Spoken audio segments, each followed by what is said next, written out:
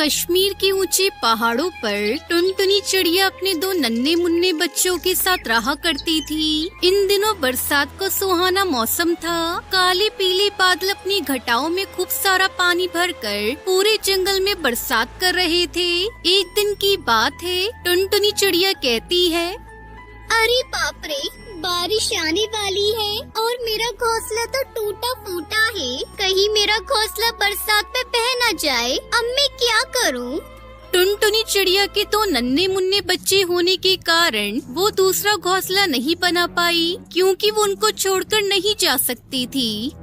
हे भगवान, मेरे बच्चों की रक्षा करना।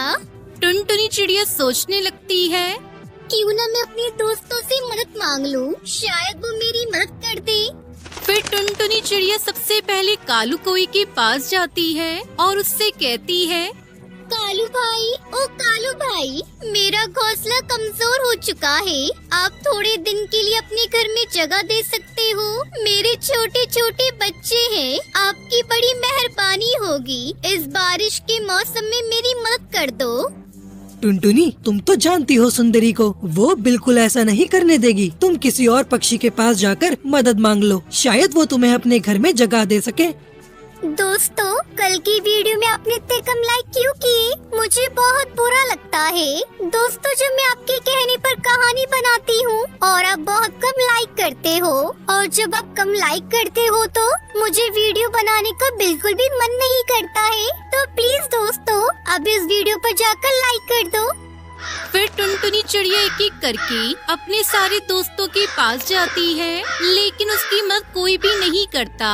अब वो थक हार कर वापस अपने बच्चों के पास आ जाती है। शाम का समय था, हल्की हल्की बारिश शुरू हो चुकी थी। टुनटुनी चिड़िया अपने बच्चों के पास बैठी भगवान से प्रार्थना कर रही थी, हे भगवान, बस आज की रात मेरा घोंसला सही सलामत रखना। कल सुबह होते ही मैं अपने बच्चों को लेकर कहीं और चली जाऊंगी।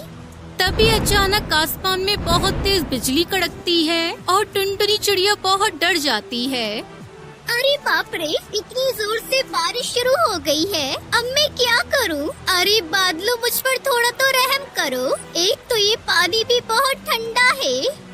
फिर जोरदार बारिश के कारण टुनटुनी चिड़िया का घोंसला टूटकर गिर जाता है। टुनटुनी चिड़िया अपने बच्चों को लेकर जैसे तैसे एक पेड़ की डाल पर बैठ जाती है और पूरी रात अपने बच्चों के पास उनकी सुरक्षा करती रहती है। अब सुबह का समय था और बरसात धीरे धीरे बरस रही थी। तभी आसमान से एक छोटा सा बादल टुनटुनी चिड़िया के पास आता है और उससे कहता है, अरे बहन, तुम अपने बच्चों के साथ यहाँ पर क्यों बैठी हो? इतनी तेज बारिश में तुम बीमार हो जाओगी और अभी तो और भी तेज बरसात आने वाली है। अरे बादल भाई, जब कल रात बारिश आई थी तब मेरा घोंसला टूटकर बह गया था।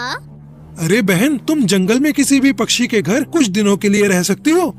अरे बादल भाई, मैंने अपने सारे दोस्तों से मदद मांगी थी, पर किसी ने मेरी मदद नहीं की। अब जमाना बदल गया है, सब पक्षियों ने अपने अपने इलाके बना लिए हैं। बहन, मैंने तो सुना था कि पक्षी आपस में मिलजुल कर रहते हैं। अरे बादल भाई, मेरी तो किस्मत भी साथ नहीं दे रही है। थोड़े ही दिन पहले मेरे पति की गंभीर बीमारी से मौत हो गई थी और अब बरसात की वजह से मेरा घोंसला भी टूट गया है। मैं अपने बच्चों के साथ लावारिसों की तरह भटक रही हूँ, मगर मुझे अभी तक कोई सहारा नहीं मिला। बहन, घबराओ मत। जिंदगी में बहुत मुश्किलें आती हैं, लेकिन उनका हमें डटकर सामना करना चाहिए। मैं जानती हूँ, तभी तो अभी तक जिंदा हूँ। बादल भाई, अब आप ही कोई उपाय बताओ।